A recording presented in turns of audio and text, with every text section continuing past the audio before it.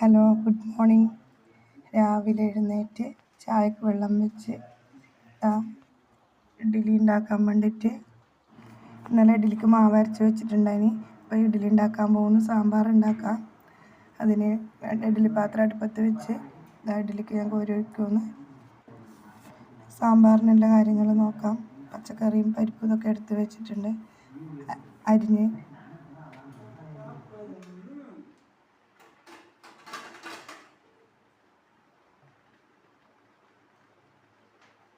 ബുദ്ധിമുട്ടായിരിക്കും.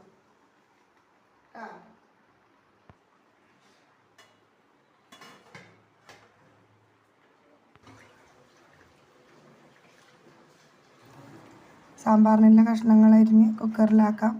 അടുപ്പത്ത് വെച്ചിട്ടുണ്ട്. ഉപ്പും മഞ്ഞൾപ്പൊടി ഇട്ട് അപ്പോൾ നമ്മൾ ഇഡ്ഡലി കാസറോളിലേക്ക് മാറ്റിയിട്ടുണ്ട്. ചീഞ്ചട്ടി അടുപ്പത്ത് സാമ്പാറിൻ്റെ വിസിൽ വന്നു. ചീഞ്ചട്ടി അടുപ്പത്ത് വെച്ച് വെണ്ടയ്ക്കയും തക്കാളിയൊക്കെ വഴറ്റി കൊടുക്കാൻ കുറച്ച് വെളിച്ചെണ്ണ ഒഴിച്ച്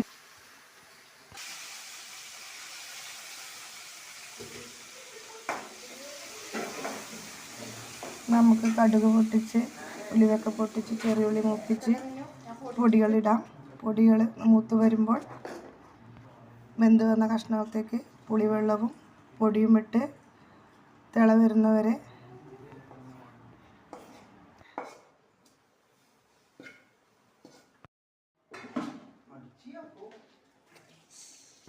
തിള വരുമ്പോൾ കറിവേപ്പിലയും കായവും ഇട്ട് നമുക്ക് ഓഫ് ചെയ്യാം. ഇഡ്ഡലിയും സാമ്പാറും ഇവിടെ റെഡിയായി.